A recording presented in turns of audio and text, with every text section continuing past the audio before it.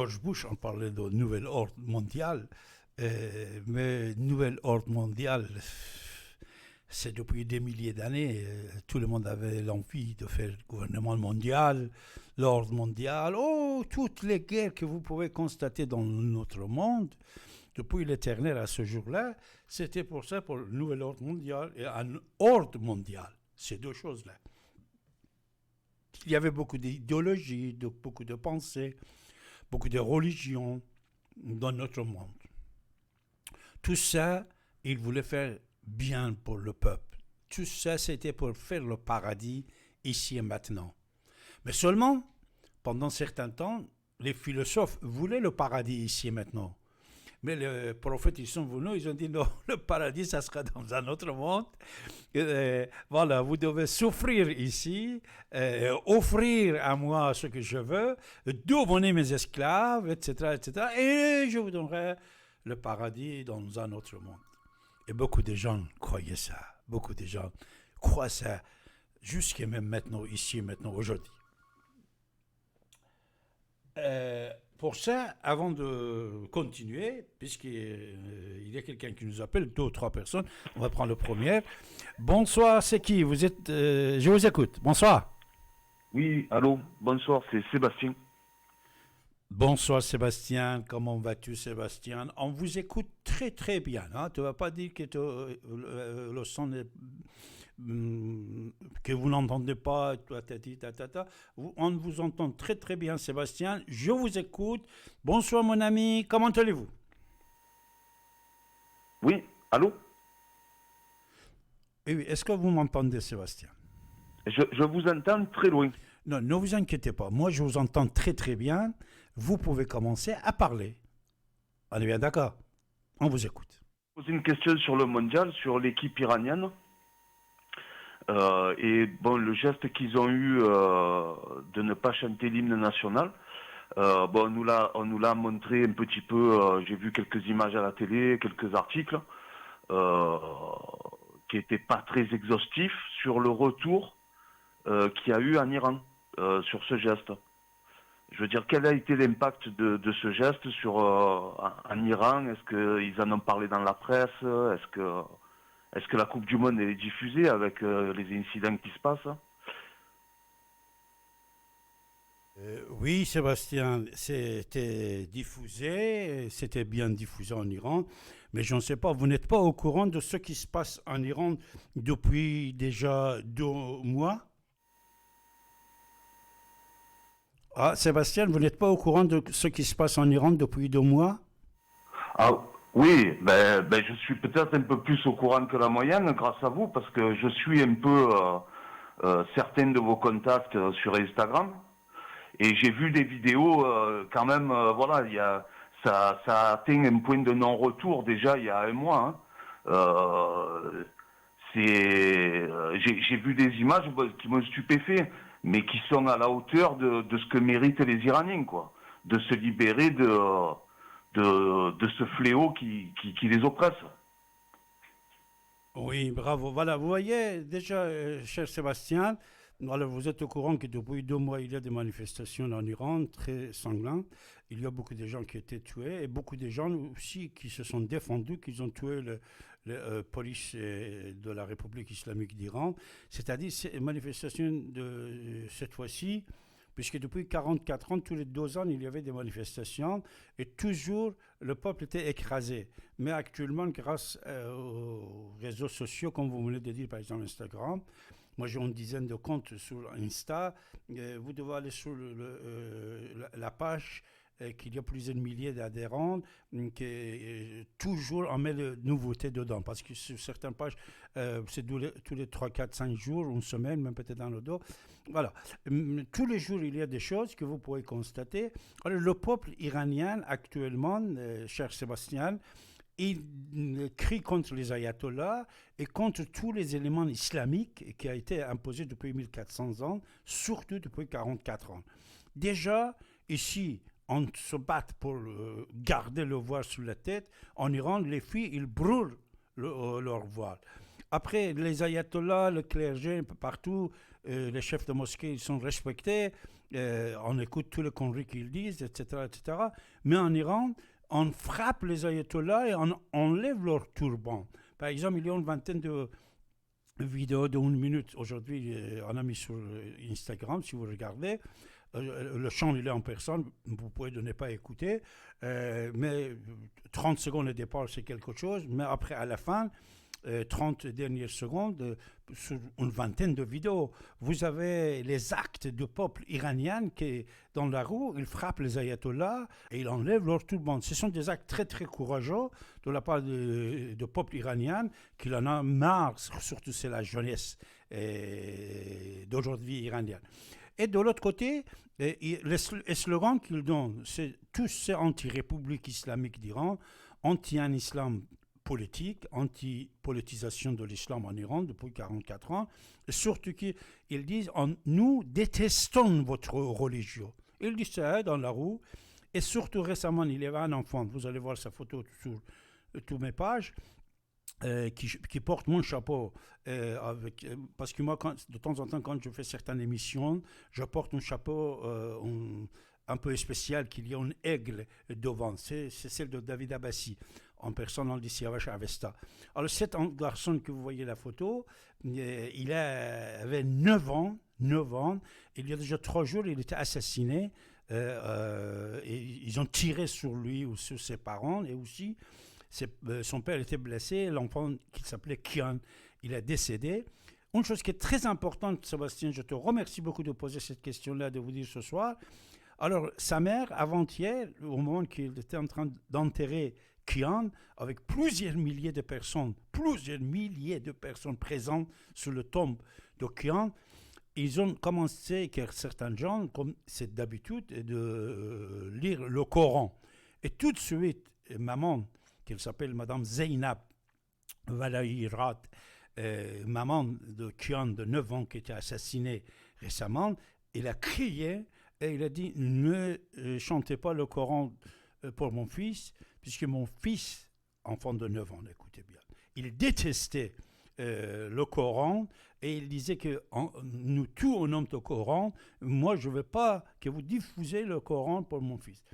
Alors, au moment aussi que l'équipe iranienne, pour la première fois, ils n'ont pas chanté l'iranienne, bien sûr, c'était la volonté du peuple de ne pas participer, même dans cette mondiale. Pourquoi? Puisqu'en Iran, on est en train de tuer les gens dans la rue.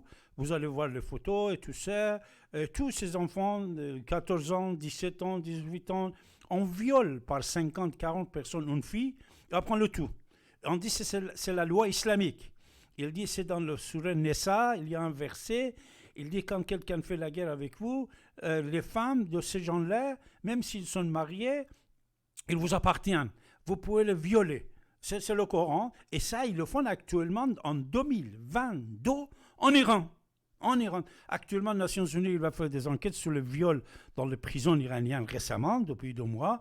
Et il y a des filles qui ont été violées 30, 40 fois dans une seule nuit, là, et qu'après, on les a tuées. Après le viol, on les a tués.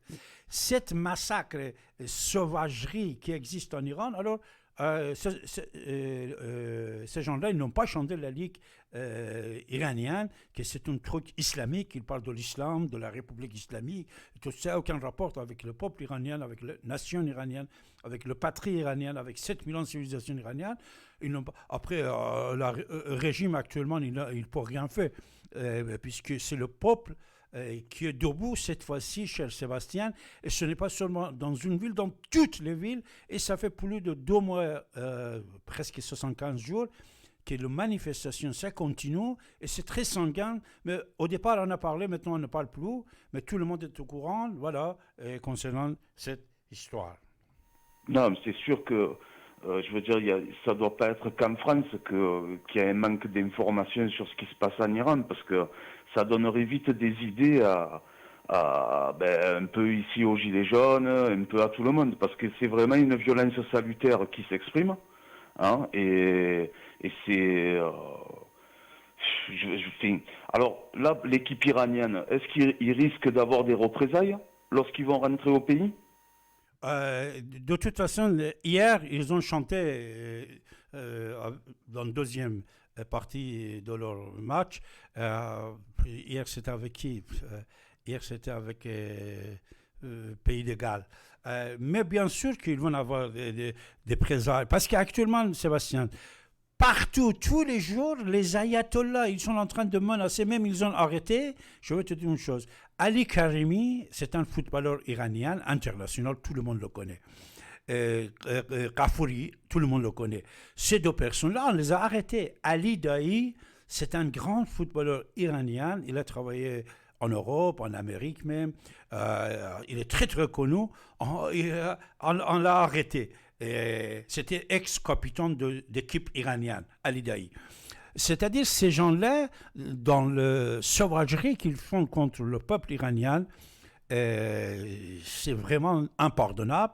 Et surtout, Sébastien, vous et tout le monde devait le savoir, un autre slogan que les Iraniens aujourd'hui ils donnent, il dit « Nous allons récupérer notre patrie ». C'est-à-dire le patrie occupé, soi-disant. Par qui? Par les gens qui sont venus d'Arabie Saoudite. Les ayatollahs iraniens, tous sont les enfants de... Soi-disant, ils disent ça, mais ils ne sont pas les enfants de Mahomet. Ce sont des Arabes qui avaient des problèmes. Parce que vous savez, il y avait des tribus en Arabie Saoudite. Il y avait Bani Hachem, Bani Omayyeh et Bani Abbas. 3 familles qui étaient descendants de Mahomet. Entre eux, toujours, il y avait des conflits, des guerres.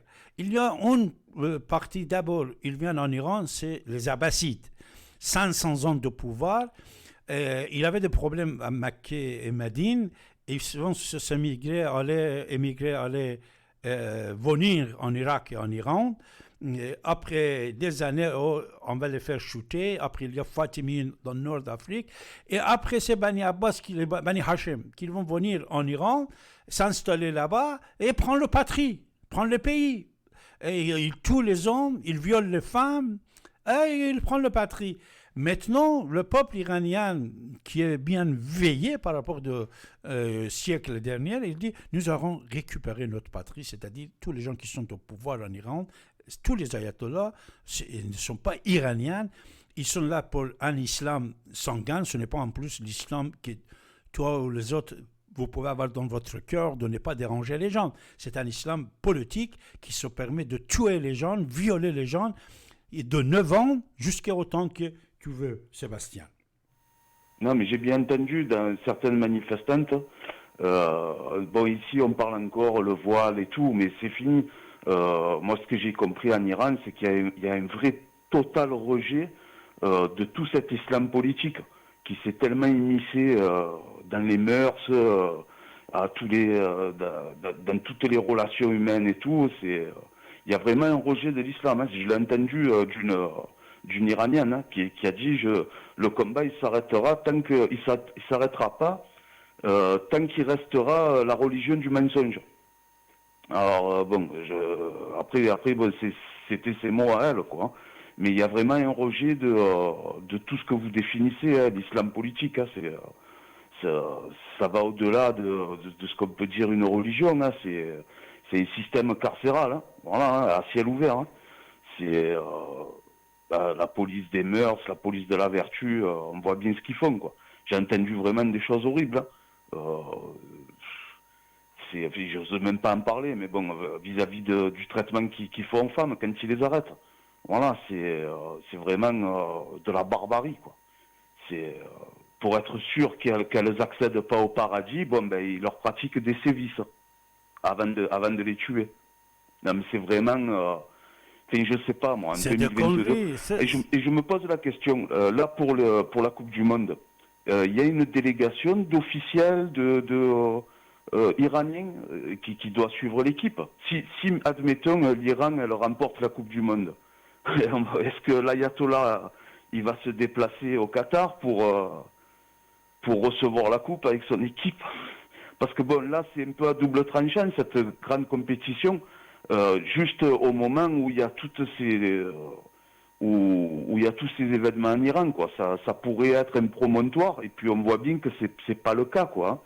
C'est on veut pas faire de politique pendant le mondial, mais bon, on voit bien que tout est politique, hein. Tout est millimétré, quoi. Oui, bien sûr, bien sûr. De toute façon, actuellement, Sébastien, il y a beaucoup des hommes politiques, ministres, maires iraniens de la République islamique en Iran qui sont là-bas à Qatar. Hein. Le Qatar, c'est l'Iran. Une chose que le monde entier ne sait pas, et les autres qui savent ne le disent pas. Tu sais c'est quoi? Le Qatar, il est sous l'autorité d'Iran, comme l'Irak, comme le Liban, comme l'Afghanistan. On partit dans certains pays.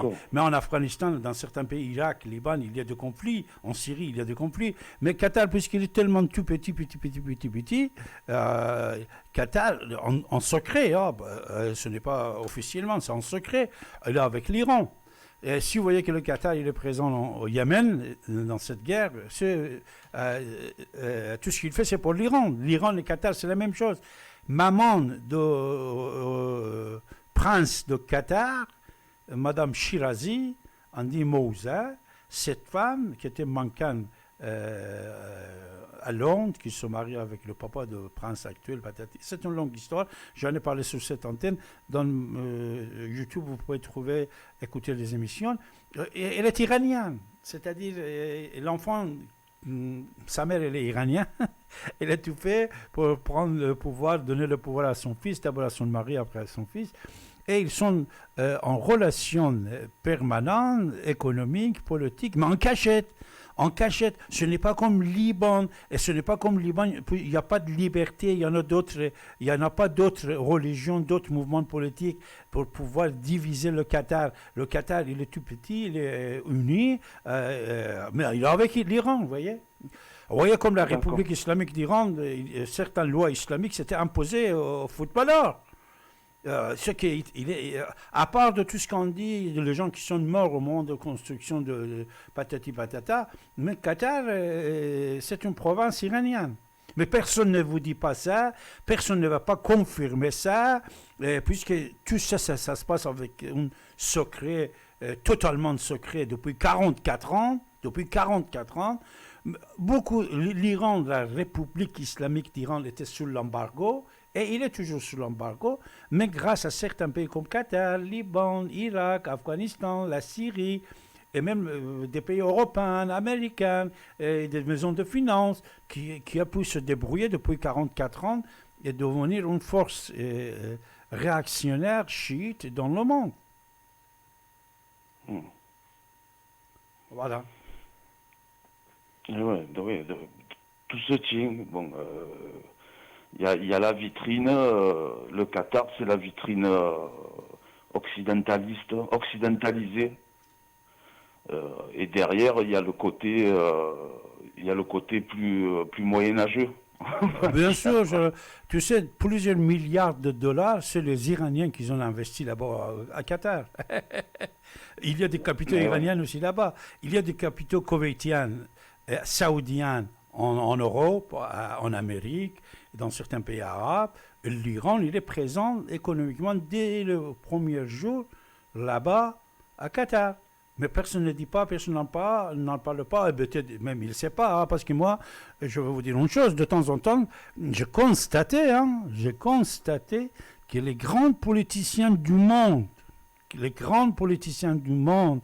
qu'ils soient présidents, premiers ministres, maires, ils ne savent pas la vérité de politique du Moyen-Orient. Ils ne savent pas, ils ne connaissent pas. Ou même s'ils connaissent, ils le cachent, voilà. Quand ils sont face à moi, ils se montrent d'être imbéciles, qu'ils ne savent pas.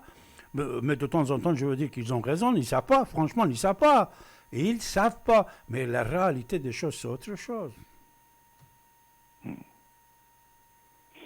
Ben merci, monsieur Abbassi. Samedi prochain, vous serez en direct aussi? Bien sûr, mon cher ami. Allez, ben samedi prochain, alors. Je vous embrasse. Merci. Bon dimanche, bonne soirée à tous. Au revoir. Merci, au revoir. Voilà, vous écoutez votre radio sur 95.2 FM et vous avez la parole, mes chers amis. On est là ici pour vous écouter.